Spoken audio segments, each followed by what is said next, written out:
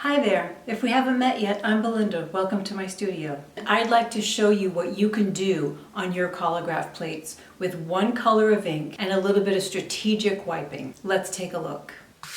This is mat board. This is used for putting around photographs and watercolors, anything that goes under glass where you need to prevent the surface of the photo or the artwork from touching the glass. So this gets cut into a frame and the artwork goes behind it. This also works beautifully to make a collagraph. I use the reverse side because the front side tends to have a little bit of a texture. I don't want texture, I want smooth, and I'll add texture where I need it. So this can be carved with an X-Acto knife. For this piece, I used one of my watercolors as a reference and sketched it on the back of the mat board in pencil. For tiny detail cuts, this craft knife works very well, especially for carving narrow lines like the incised lines I used around the cypress trees. After I finished carving the narrow lines and peeling some of the broader areas away, I sealed the top of the plate, the back of the plate, and all the edges with gloss medium and varnish. And we end up with something like this. These are just skinny little lines that were trimmed out with this tool. And so they are trimmed that way and removed. And this area was trimmed and then peeled. So this whole thing was peeled to expose the cottony fiber that is inside. So let's show this one close up. So this is raised, this is recessed, and it's very textured, so it holds a lot of ink. So now let's go over inking this. This is non-skid. This stuff is super helpful for cutting, inking, and wiping any printmaking plate. While working on the surface, on most tabletops, the plate will move around quite a bit, but if you put a piece of non-skid underneath it, your plate will remain stable. And I'm going to use an ink dauber and some Payne's Gray. Don't forget to put gloves on before you handle ink or modifiers. I'll leave a link to all the supplies used in this video on my blog. This is a really beautiful color. It's there's two dark grays that Akua has available. So this one, Payne's Gray, is similar to the color that you'll find in oil paints, acrylics, and watercolors. That's called Payne's Gray. It's kind of a cool blue-gray. But there's also a really cool color that's available that's called graphite. So I'm just putting some ink down.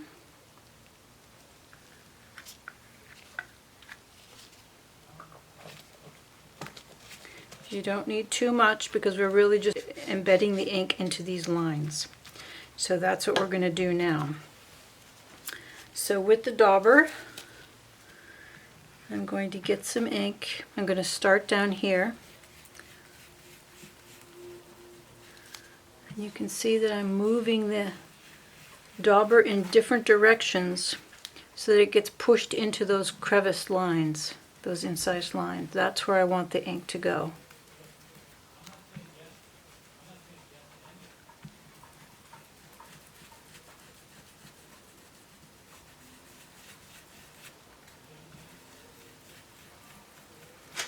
If you don't have a dauber, you can use a stiff bristle paintbrush. I wouldn't recommend a watercolor brush because they tend to be too flexible and soft and feathery. You want more of like an oil painting brush or a craft brush that's got some body to it because you want to be able to shove the ink down into those little creviced areas, the incised line work that you so carefully cut into the uppermost surface of the mat board. Now I'm making sure that the whole entire board is covered because when I'm wiping the ink away, I want to be strategic in creating values in the ink. And that's the beauty of a monochromatic collagraph, is that you have the design of the actual plate that you're working with, that is where the shapes of your relief areas are and the shapes of your recessed or intaglio areas. But when you wipe, you also have the ability to add even more variation to the print by wiping some areas very lightly and others darker. And I'll show you what I mean when we start to wipe this. Okay, looks like we have good coverage. Just going to move some more down here. Make sure it's really pushed into those areas. I want to be able to pick all of that up.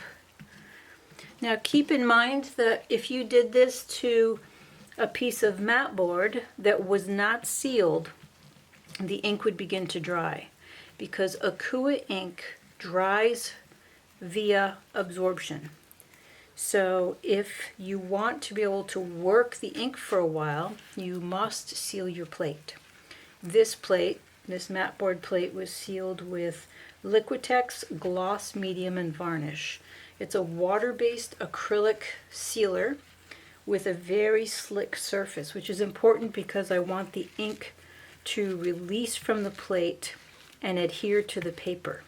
If you use a textury sealer like the matte finish, it's not going to release from the plate as easily. So now for wiping, we're going to use old phone book pages. We'll start by crumpling.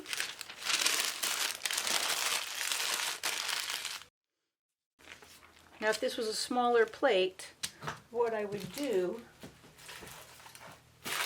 is work on it directly. I would put the plate on this and do the wiping. But because it doesn't fit, I've got it on here instead. This makes a flat little ink collector. I don't want to pull ink from the recessed areas. I only want to pull the ink from the uppermost surface, and that's why this was made flat. Now before this starts to break down, and it will because it's picking up wet ink, pick up another piece.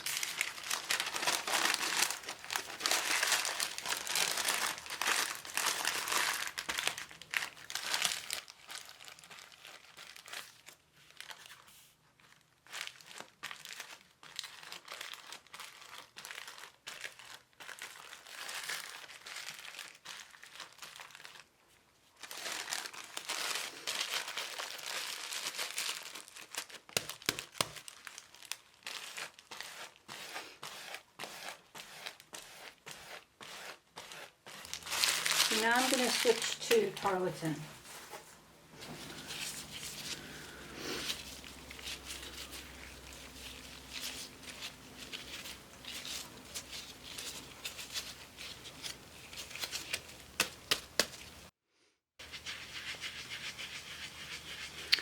So as the wiping continues, and as the materials that I'm wiping with are selected, the pressure in my hand as I wipe the ink gets lighter and lighter.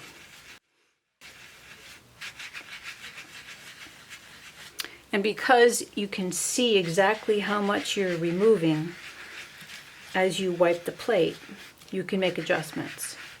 So, for example, if I wipe hard, I'm going to get a lot of ink removed. But because this is inky, I can kind of replace some of that. You can also see that the marks that you make in the way that you move the wiping materials, this is tarlatan, I could have swirly lines in there, or I could do straight lines or horizontal lines, and it will show. It's also showing the marks that the sealer made on the plate. So when I painted this to seal it with Liquitex Gloss Medium and Varnish, I used a foam brush, knowing that the foam brush was going to leave marks in the plate, which I like. Now generally where a rubber glove touches the ink, it removes a ton of it. So usually it's best to hold the plate with a piece of newsprint or old phone book pages. Okay, so here's where we get into some fun stuff. I want to change a little bit of the values down here. So I'm going to lighten just a little bit this area in a diagonal leading up. I'm going to move my scrim so that I can use a cleaner piece. So I know this looks really gross and really dirty, but once it's dry, it just continues to work like this. And after it gets super saturated, because I'm using Akua ink and that's washable, I can just wash this in a bucket of soapy water outside with the hose and then hang it in the sun to dry. And it might be stained, but I'll show you what it will look like. This one was washed. I've since used it on the black, but it comes out relatively clean and ready for wiping again. Okay, so I wanted to do that, but I also am going to use a little bit of this stuff. So you can do this with a paper towel wrapped around your finger and just lighten a shape on your plate to make it pop out a little bit. So I've got a little fox-shaped figure here and some flowers that I may want to go in and add color to. So I'm lightening them against the background for contrast. You can also do this with a cotton swab.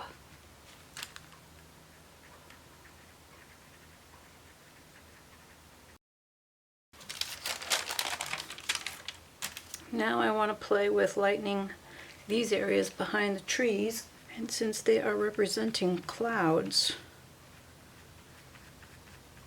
I will leave the marks on them a little bit rounded.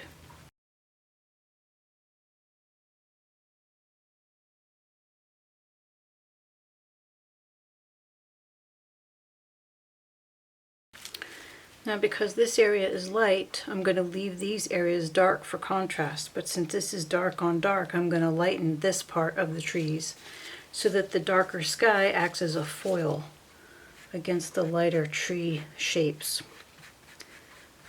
And then after the print is pulled, because this is going to be printed on BFK Reeves printmaking paper, which is just lovely stuff, I'm using the lightweight.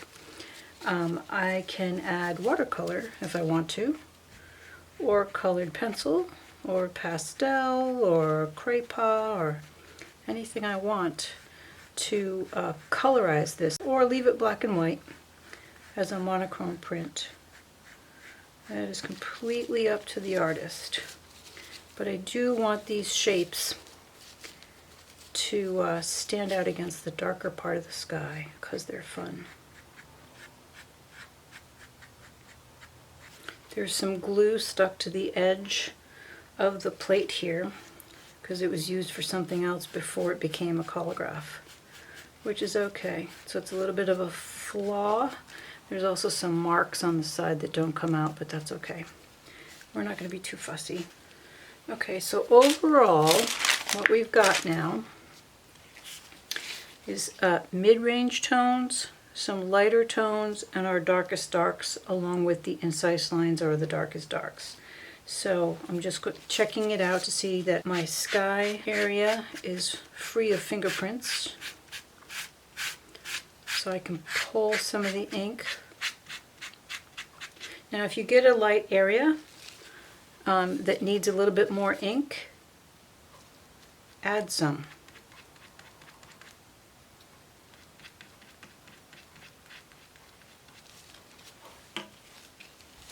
Okay, so now, before we print, we're going to soak and blot some paper.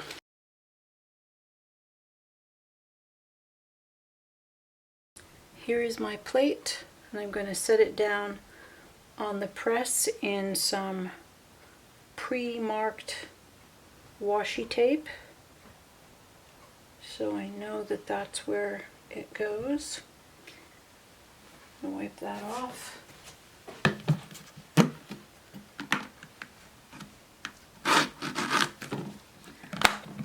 These work really well to get ink off your fingers. And then here is my soaked and blotted piece of BFK Reeves.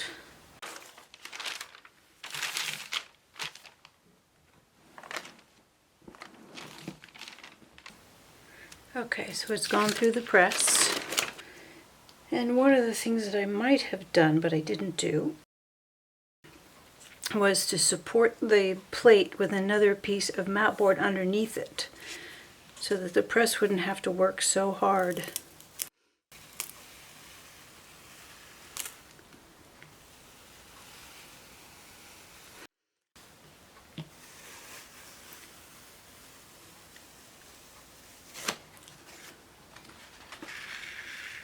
So that is a monochromatic Collagraph and the plate. If you're looking for instructions on how to build one of these Collagraph plates, refer to this video on my channel for step-by-step instructions. Your comments and questions on this channel and over at my blog asked for this kind of video, and I want you to know that I'm listening. I love hearing from you, and I love that we have dialogue about art supplies and art methods and creative ideas. So please keep them coming. If you have any questions at all, leave them in the comments here or go visit my blog at belindadelpesco.com and leave them over there. Let me know in the comments if you are interested in taking this black and white Collagraph print and I can make a tutorial video for you based on how to add colored pencil to that so that you can make a full color print from a single color ink Collagraph print. And also, we can take the same plate that we used in this one and print it with inks to do a full color print in one pass. If you're interested in learning how to do that with our little ink daubers and bristle brushes, let me know in the comments and I'll make a video for that one as well. Also, some of you asked about the felt ink daubers that I use in these videos. And if you're interested, I can put together a very quick little tutorial about how I make those. The beauty of the dauber is, with a paintbrush, you have to clean it from the ink. With the dauber, you don't. As always, I'm really glad to hear from you. Leave a comment. Leave me a thumbs up if you don't feel like leaving a comment. And don't forget to subscribe so that you don't miss any of the upcoming videos that I have for you. If there are things that I used in the video that you want to add to your arsenal of supplies, go visit my blog, belindadelpesco.com, and visit the associated blog post that goes with this video. All the supplies that I use will be listed on the blog post with links, so you don't have to search all over the internet to see if you can find what I was using. I hope that's helpful. I hope you're making stuff, and I'll see you in the next video. Thanks for stopping by. See ya.